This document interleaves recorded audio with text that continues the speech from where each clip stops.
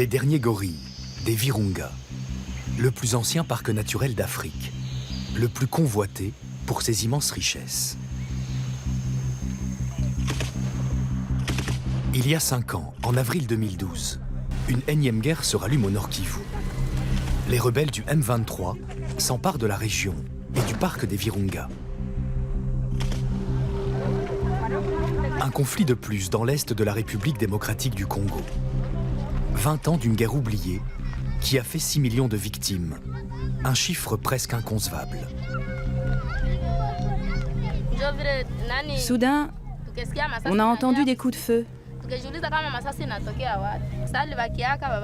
On s'est enfui et on entendait les villageois en train d'être tués. Mon mari et mes beaux-parents ont été assassinés. Pour nous, les richesses du Congo sont une malédiction. Derrière ces histoires, une guerre sans fin pour le contrôle des ressources naturelles de la région. Les forêts, les lacs, les sous-sols sont systématiquement pillés et financent le conflit. On est en train d'extraire du coltan. C'est dangereux? Ah oui, c'est dangereux, on peut mourir ici. Et si on s'en sort, on nous vole nos minerais.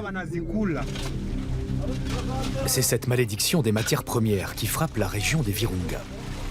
Des richesses incalculables ont plongé la population dans une extrême précarité.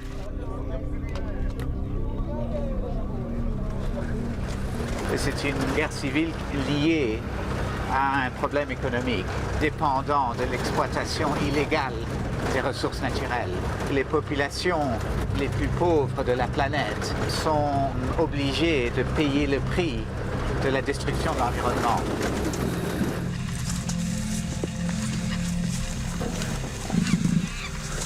Emmanuel de Mérode et ses rangers tentent de briser le cercle vicieux des pillages et de la guerre.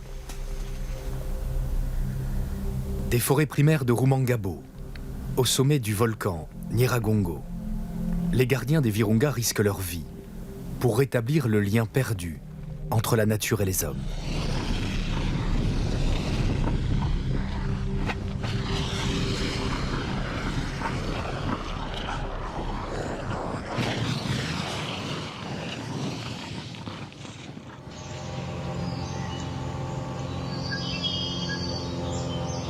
Ce parc national est un des joyaux d'Afrique, créé en 1925 avec une mission, sauver les gorilles des montagnes. Mais 2 guerres et plusieurs rébellions ont bouleversé tous les équilibres. Des dizaines de groupes armés subsistent à l'intérieur du parc. Pour son directeur, c'est un danger permanent.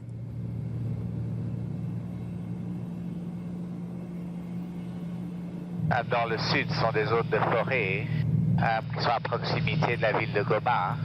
Plus d'1 million de personnes ont besoin de bois de chauffe et c'est des productions quasi industrielles qui sont contrôlées par les groupes armés. Et en particulier un groupe qui s'appelle les FDLR, issus du Rwanda, mais qui sont considérés comme les responsables du génocide. Ensuite, il y a des groupes Maï-Maï qui sont au nord de là où nous sommes. Et eux sont très axés sur la pêche illicite. Et à travers ça, ils se font beaucoup d'argent. Il y a un autre groupe qui s'appelle les ADF Nalu, qui a provoqué la mort de plus d'1 millier de civils dans des conditions tout à fait atroces dans les 18 derniers mois. Donc on est en quelque sorte en zone rouge ici. On a subi beaucoup d'attaques l'année dernière. On a perdu 5 gardes dans ce secteur. Rumangabo, le quartier général du secteur sud du parc, celui qui abrite les gorilles. Chaque départ en mission est lourd de menaces pour les gardes. Seulement 600 hommes pour défendre une immense étendue, près d'1 million d'hectares, la taille d'un département français, 300 km du nord au sud. Les rangers se battent sur 2 fronts. Il faut déloger les groupes armés qui se trouvent dans le parc et empêcher la population d'y pénétrer. Notre mission, c'est de pouvoir protéger l'écosystème. C'est un travail que nous avons choisi Et nous nous disons que nous devons mourir pour que nous puissions sauvegarder ces derniers gorilles de montagne qui sont en voie de disparition. Il y a nos collègues qui sont morts à cause de ce travail. Donc je vous demande d'être fiers de ce que vous êtes en train de faire en tant que garde du parc national de Virunga.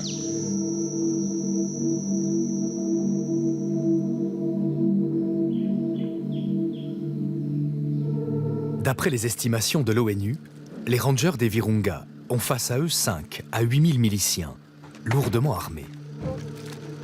Des groupes hétéroclites, issus de différentes rébellions, mais avec un point commun, l'exploitation prédatrice des ressources naturelles. Les rangers sont la dernière ligne de défense pour la nature, une position souvent mortelle. Depuis tous les événements de la guerre, les gardes font face à beaucoup de risques. Raison pour laquelle nous avons perdu environ 140 gardes en sauvegardant cet écosystème. 150 exactement, en 20 ans. C'est le prix le plus lourd jamais payé par un parc naturel pour assurer sa propre survie. Dans le secteur des gorilles, les groupes armés contrôlent le trafic de bois et le braconnage. Et cela leur permet de pouvoir avoir de l'argent pour acheter des armes, les munitions. En ayant ces armes et les munitions, ils viennent maintenant attaquer nos positions qui les empêchent de pénétrer la forêt. Face à ce chaos sécuritaire, Emmanuel de Mérode a opéré un virage radical. Désormais, ces rangers seront formés comme de véritables commandos. Allez, position d'engagement, on est prêt, on a déjà progressé par section. Ok, assaut, section.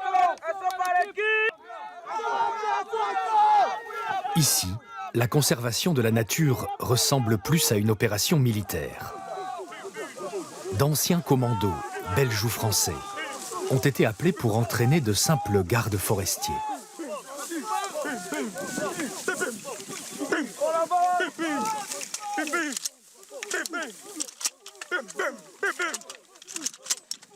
Ok les amis, venez par ici. Appui, appui, appui. Quand on arrive à l'appui, on appuie. D'accord? Donc il faut avoir changé de chargeur avant. Débrouillez-vous, mais vous connaissez les techniques. D'accord? D'accord. Ok, ça va. Donc pensez, il faut savoir tirer. Il faut savoir tirer tout le temps. L'ennemi peut ressurgir à tout moment. D'accord? D'accord. Ok, sinon, pas trop mal les gars. Retour là-bas. Débriefing en section et on se prépare à une nouvelle action.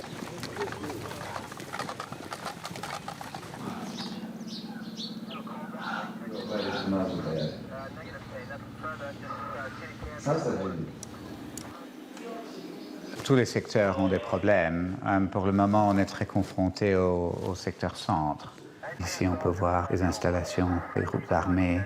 Ici, on les voit bien, donc ils sont bien armés. On fait des surveillances régulières pour mieux comprendre leurs effectifs, leur puissance de feu. Également, s'il y a des civils parmi eux, parce qu'on doit faire extrêmement attention. Donc on voit qu'ils sont en train de recruter, de grandir en nombre. Le parc s'est modernisé pour couvrir efficacement une si grande étendue, avec si peu d'hommes. Chaque unité, chaque opération est coordonnée en temps réel.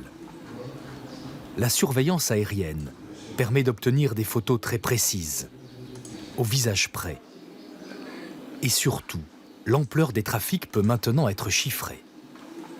La pêche illicite sur le lac Édouard représente un chiffre d'affaires d'environ 42 millions de dollars par an.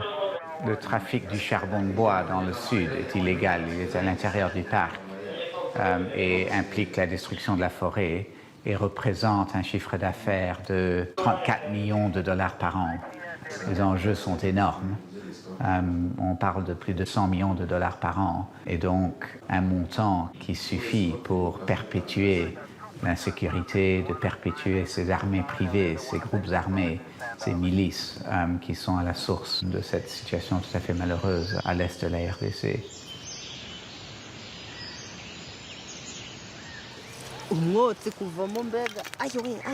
Le trafic de charbon de bois fait vivre toute la province du Nord Kivu. C'est la sève de la guerre. 11 millions de personnes en dépendent entièrement, avec 300 000 tonnes qui sont produites illégalement chaque année. Voilà comment se fabrique l'or noir des Virunga. Donc là, on va commencer un nouveau feu. C'est pour faire du charbon de bois. On le recouvre d'abord de feuillage. Et ensuite, on referme hermétiquement avec de la boue pour que le feu ne puisse pas brûler les feuilles. Le bois doit se consumer très très lentement. Avec ça, on s'achète du sel, des habits, de l'huile. Ça paie même l'école des enfants. Tout vient de ce charbon de bois, le makala. On envoie ensuite nos sacs de charbon sur les grands marchés de Saké ou de Goma.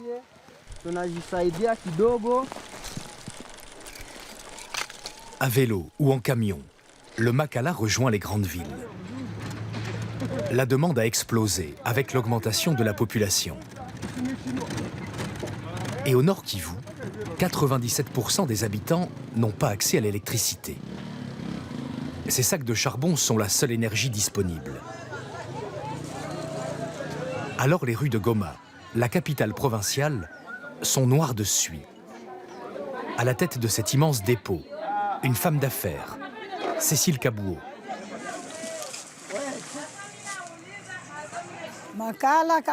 Nous vendons des braises pour pallier la pénurie d'électricité. Il n'y a qu'une seule option ici à Goma, c'est le charbon. À Goma, mais aussi dans tout le Congo. On se chauffe, on cuisine avec ce charbon de bois. Pour griller de la viande, faire cuire les haricots, le maïs, toujours le makala. C'est notre seule source d'énergie pour le quotidien. Que vous soyez riche ou pauvre, vous dépendez entièrement du makala.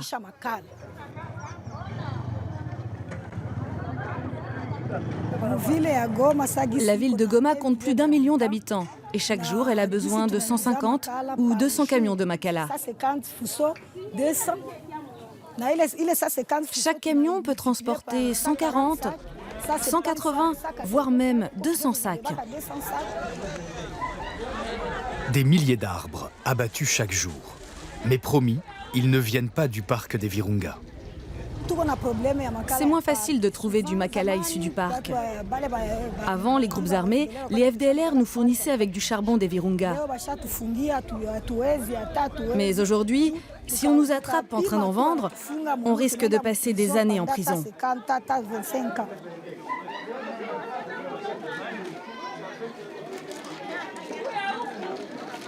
Dans les faits, ce trafic est tout simplement incontrôlable et décime le parc. À ce rythme, dans moins de 10 ans, il n'y aura plus de forêt dans l'est du Congo. Alors la recherche d'une source d'énergie alternative est devenue la priorité numéro 1 d'Emmanuel de Mérode.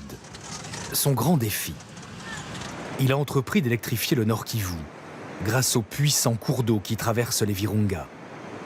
Une première centrale a vu le jour, l'an dernier, à Matébé. Matébé ne représente que le début. C'est une centrale de 13 MW, mais dans les 5 années à venir, on espère arriver à 100 MW. 100 MW, c'est 2 fois plus que ce que produit à l'heure actuelle le Rwanda. C'est 25 fois plus que ce que reçoit à l'heure actuelle la ville de Goma. Donc ce que peut offrir le parc est énorme par rapport à la fourniture d'électricité. C'est en créant une nouvelle énergie, une nouvelle économie qui ne dépend pas de l'exploitation illégale des ressources naturelles. On coupe les financements aux groupes armés, d'une part, et d'autre part, on offre un emploi alternatif aux jeunes hommes qui sinon entreraient dans les groupes armés. C'est un projet d'une ampleur inédite au Nord Kivu. 20 millions de dollars financés avec l'aide de fondations. Emmanuel de Mérode pense que l'électricité peut créer 100 000 emplois. Il veut prouver aux populations que la préservation de la nature génère plus de bénéfices que sa destruction. Aujourd'hui, 2000 foyers sont raccordés à la centrale de Matébé. Dans les villages concernés, c'est une révolution. Vous voyez, quand il n'y avait pas un projet d'hydroélectricité, la population utilisait beaucoup plus le bois de chauffe, la braise, mais actuellement, ils utilisent des réchauds. Ils commencent à faire la cuisson avec les réchauds, ils commencent à repasser, ils commencent à utiliser des chauffe-eau pour se laver. Et il y a aussi des petits projets, il y a beaucoup qui ont maintenant des petits moulins, des petits salons de coiffure. Même pour charger les téléphones, il a fallu faire des kilomètres. Vous trouverez que dans une famille où le papa a 10 enfants, l'aîné a 30 ans, il n'avait jamais vu comment une lampe s'allume, mais imaginez comment pour toute une première fois, qu'il voit que tout est possible avec la lumière autour de lui, l'éclairage autour de lui, la vie qui se transforme du jour au jour. Vraiment, ça fait du bien, ça fait de la joie.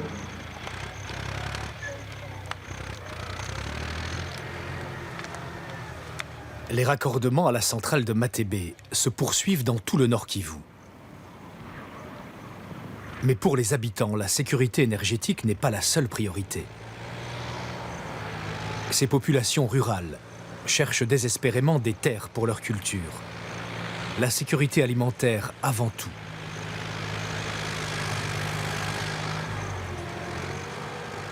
Les conflits en bordure du parc se multiplient. La réserve a déjà été amputée de dizaines de milliers d'hectares. Ici, à Rutshuru, les cultivateurs contestent les limites actuelles des Virunga. Nous sommes à 1000 mètres du parc national de Virunga. Alors quand je parle de 1000 mètres, donc le 1000 mètres c'est la vraie limite du parc national de Virunga. Mais aujourd'hui, actuellement, la limite qui est installée, c'est à 500 mètres dessous où nous sommes. Et c'est ce qui amène le conflit entre la population riveraine et le parc national de Virunga. On sait bien le parc, qu'est-ce que c'est le parc? Le parc, c'est beau. Nous aimons les animaux, nous devons les protéger. L'environnement, nous devons le protéger. Mais il faut quand même qu'il y ait quand même un bénéfice aussi que la population riveraine puisse bénéficier.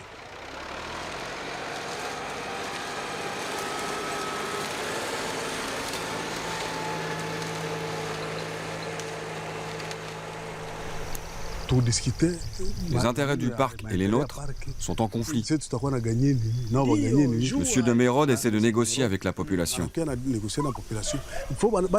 Ces gardes doivent protéger le parc, mais aussi tenir compte de nos besoins en culture. Et ces animaux qui viennent détruire nos champs, où est le bénéfice pour nous? Même nos cultures nourrissent leurs animaux. Si au moins on menait ici des projets de développement, qu'on libérait des espaces pour les routes et nos cultures, même bâtir des écoles pour nos enfants.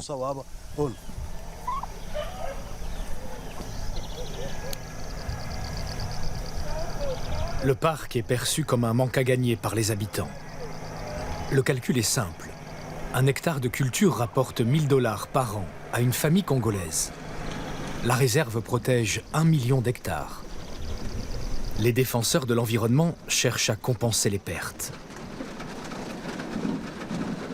Donc pour que toute l'humanité puisse bénéficier des gorilles et des éléphants, la population locale doit se priver de plus d'1 milliard de $ par an. Donc c'est un prix énorme que subit la population locale et ça c'est d'une injustice. Et on doit trouver une solution à cela si on veut que le parc survive. Parce que, en fin de compte, ce sont ces populations qui vont décider et on peut comprendre leur point de vue. Leurs familles doivent survivre, ils doivent se créer eux-mêmes un avenir. Donc si on veut que le parc survive, on doit leur fournir un alternatif qui est capable de générer au moins 1 milliard de $ par an pour ces populations locales. Et pour cela, on ne peut pas y arriver tout seul. Le directeur du parc a noué d'importants partenariats, privés et publics. L'Europe vient d'ailleurs de verser 15 millions € pour soutenir les efforts de la réserve. Et puis un immense projet a vu le jour. Son nom, Eco Makala. Son objectif, proposer des ressources durables aux abords des Virunga. 11 000 hectares de bois ont déjà été plantés, des eucalyptus à croissance rapide. Une initiative qui soulage les forêts du parc et protège les habitants. La première incidence, c'est qu'elle essaye de lutter contre la précarité des populations riveraines du parc national qui peuvent commencer à créer des bénéfices et des richesses à partir des arbres plantés. La deuxième incidence, c'est que la plantation d'arbres à travers le projet Ecomakala constitue une sécurisation de la population contre les groupes armés qui sont à l'intérieur du parc.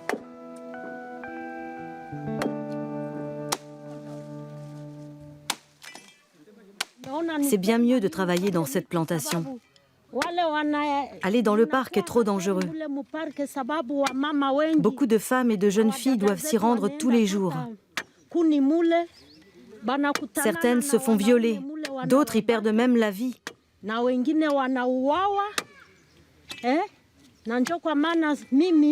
Moi, j'ai la chance d'avoir cette petite plantation et d'échapper à tout ça. Je fais mon makala, mon bois, et je peux nourrir ma famille.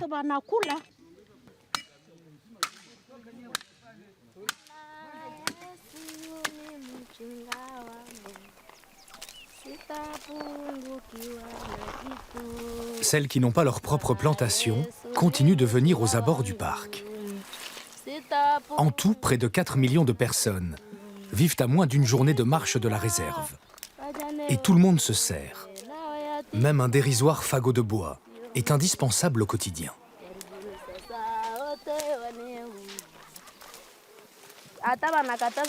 Je sais que c'est interdit de couper du bois près du parc. Mais qu'est-ce qu'on peut faire? C'est ça ou je ne pourrais pas nourrir mes enfants aujourd'hui. Avec ce petit bois, je gagne un peu moins de 50 centimes d'euros. Et je peux acheter des patates douces. Ce n'est pas grand-chose, mais tout le reste est trop cher pour nous.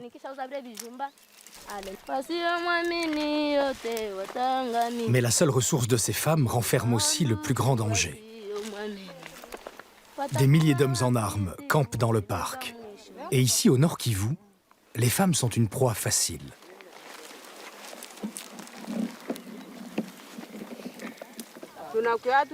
On vient ici la peur au ventre et on rentre vite pour ne pas se faire violer. Ils t'attrapent, ils te violent et ta vie est foutue. Tu ne peux rien dire à personne. Tu dois vivre avec ça et tu restes seul avec ta souffrance.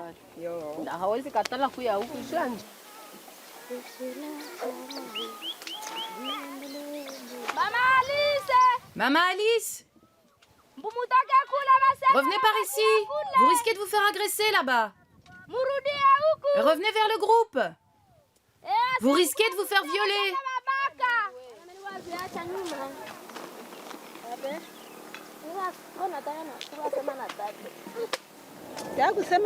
Nous attachions le bois quand nous les avons vus arriver.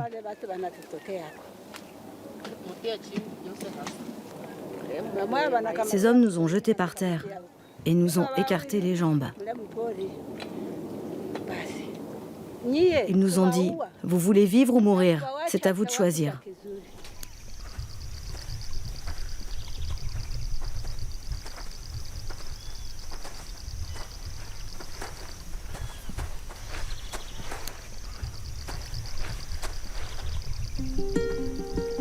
Des histoires terriblement banales dans la région. C'est le destin de ce parc, être à la fois une ressource indispensable et un péril pour les habitants.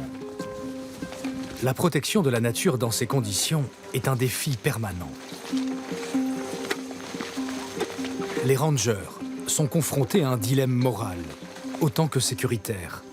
Les hommes ou la nature?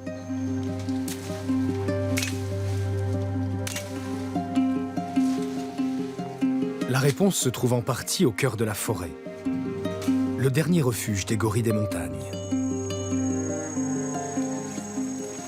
Dans tous les massifs de Virunga, y compris le Rwanda et l'Ouganda, nous avons ne fût-ce que 880 gorilles qui restent à protéger.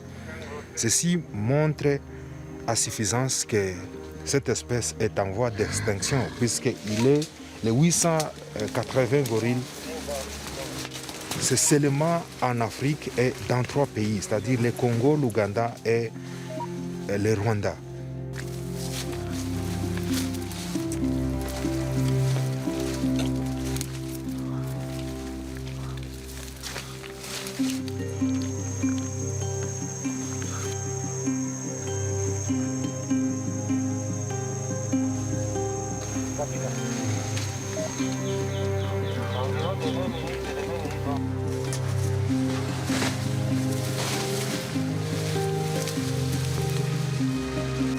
La pression démographique, cela réduit aussi l'espace où l'habitat des gorilles, puisque la population est à la recherche du sol qui est vraiment fertile. Et ils ne voient que le parc qui est encore intact, raison pour laquelle ils viennent détruire l'habitat des gorilles pour avoir une terre fertile.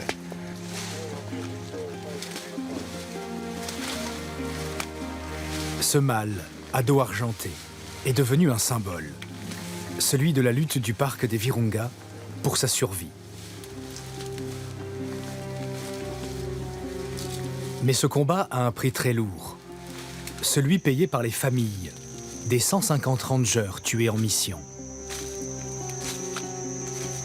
Des histoires qui s'effacent trop souvent derrière celles des gorilles. Mon mari est mort en 1992. Il a été tué alors qu'il surveillait les gorilles dans le parc. Mon mari est mort en 2016. C'était le 22 janvier. Il était en mission à Kibati et pourchassait des braconniers. Mon mari a été tué dans le parc lors d'une simple patrouille.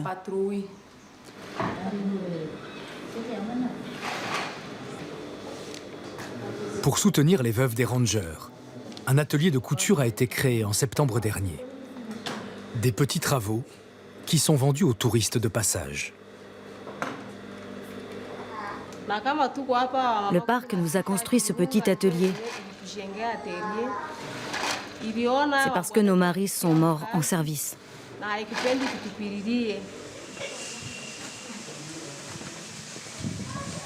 Sous l'impulsion d'Emmanuel de Mérode, des dons sont aussi récoltés à l'étranger et permettent de donner 30 $ par mois à chaque famille.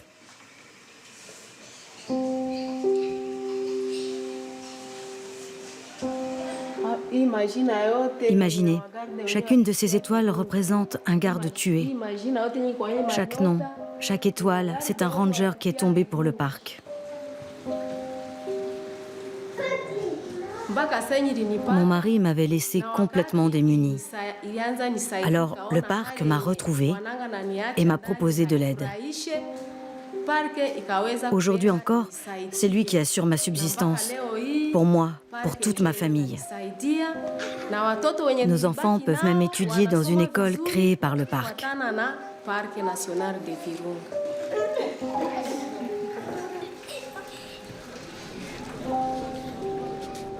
Le développement pour effacer les cicatrices de la guerre.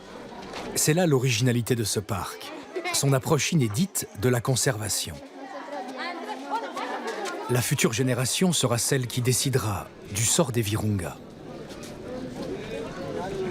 Alors l'utilité des parcs nationaux est enseignée à l'école, tout près du quartier général des Rangers, à Rumangabo.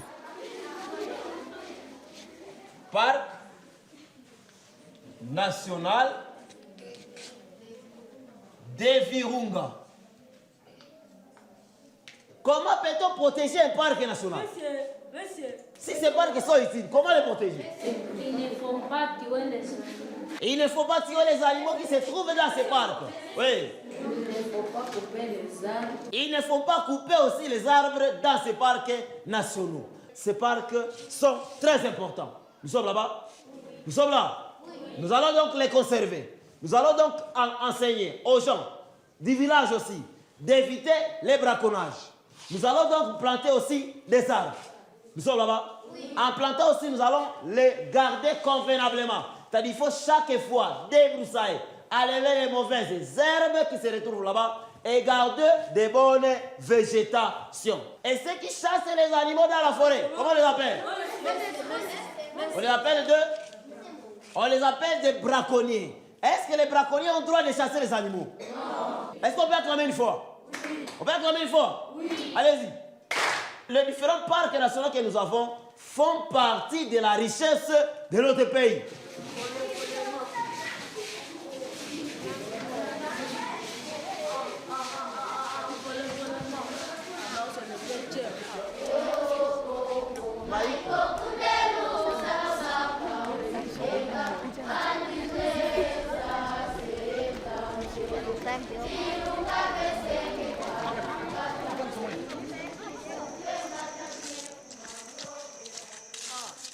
Le principe qu'on doit accepter, c'est qu'avant tout, on est ici au service des populations qui vivent autour du parc. Si on n'arrive pas à rendre ce parc utile à ces populations, c'est qu'on a échoué dans notre travail, dans notre mission.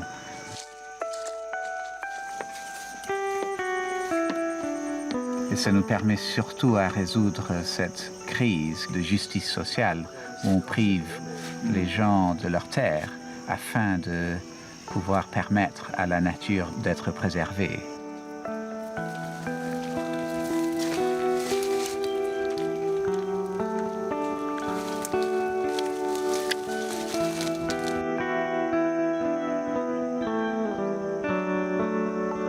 Je revois la figure de ceux qui n'ont pas survécu dans le cadre de nos efforts ici au Virunga, tous ces gardes qui ont tout donné et qui ont payé de leur vie l'effort de protection du parc du Virunga. Ça, c'est quelque chose qui est extrêmement pénible pour nous tous, surtout qu'on continue à vivre avec leur famille, ils font partie de notre famille ici au Virunga.